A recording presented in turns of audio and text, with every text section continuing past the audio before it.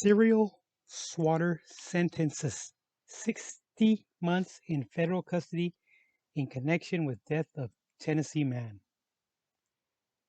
So apparently a swatter is an actual harassment technique that involves deceiving emergency services dispatchers into sending police and emergency SWAT or response teams to a unwitting third party's residence address when no actual emergency exists.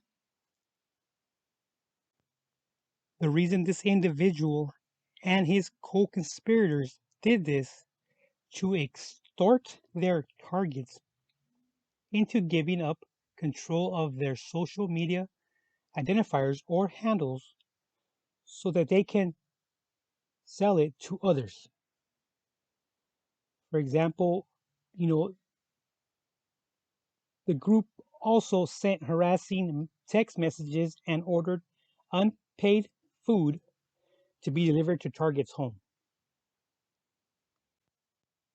So if you had like an Instagram or a Twitter handle, say for example, the state of California, if you were to have that actual at California, they would have actually attempted to actually uh, take over that name, therefore sell it to an individual at a higher price for them to acquire that at California.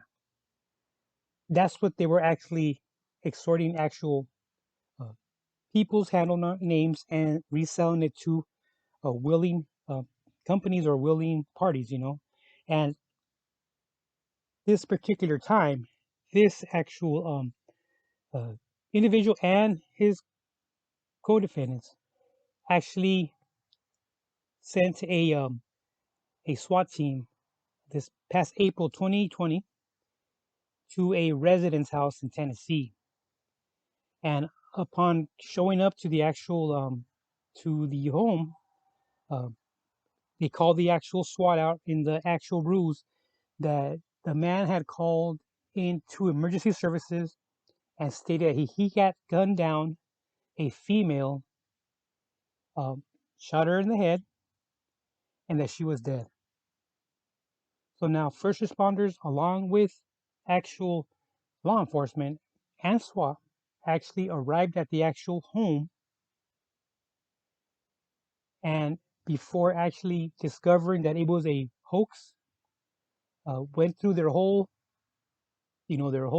protocol, and and actually scared the actual. It was a grandpa. They scared him so much that he apparently had a heart attack. And with them still thinking that there's actually an emergency in the actual home, they did not tend to him as you would if someone in actual need. They needed to actually remember you have to secure the area from all from and a threat. So when you show up to an actual house like this, you have to actually secure the actual scene. And you render aid. That's like the third step that follows. Never gone through step before. First, you have to actually secure the scene. Second, you have to actually take control of the situation and direct traffic to what needs to be conducted to actually secure it. And third, you have to actually render aid, medical aid. So once they finally cleared the actual scene, they tended to this individual, and he had a heart attack and he passed away. And it's pretty sad because these guys, it might have been funny to them, and I've never seen them, but I've heard YouTube videos that actually do this type of practical jokes and everything. But he got 5 years. He's gonna get 5 years. That's federal prison, so there's no halftime. There's no early parole or anything. So he'll be thinking about what he did, and to cause a actual murder. It's not 5 years, is not much, but the kid is 20 years old. 20 years old and doing this type of actual extortion. That's pretty dangerous.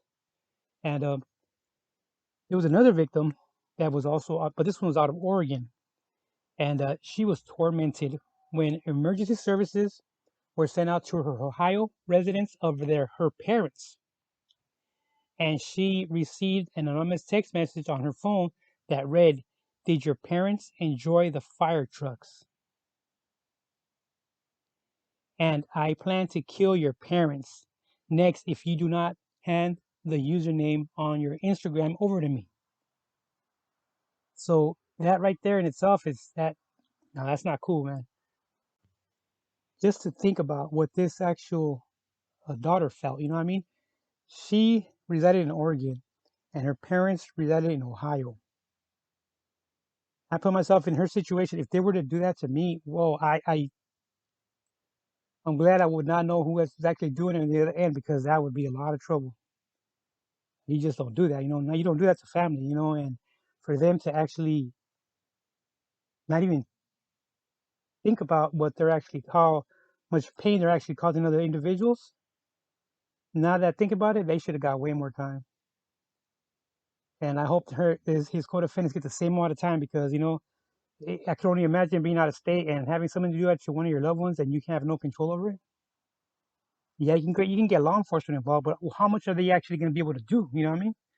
At the time, you know, just to make sure they're okay. Okay, they're okay for this hour that you want to go check up on them, but what about the rest of the day or the rest of the week? You know. So man, I just hope they kind of suppress this and keep this from actually occurring to other people. You know. Okay, guys, don't forget to like and subscribe.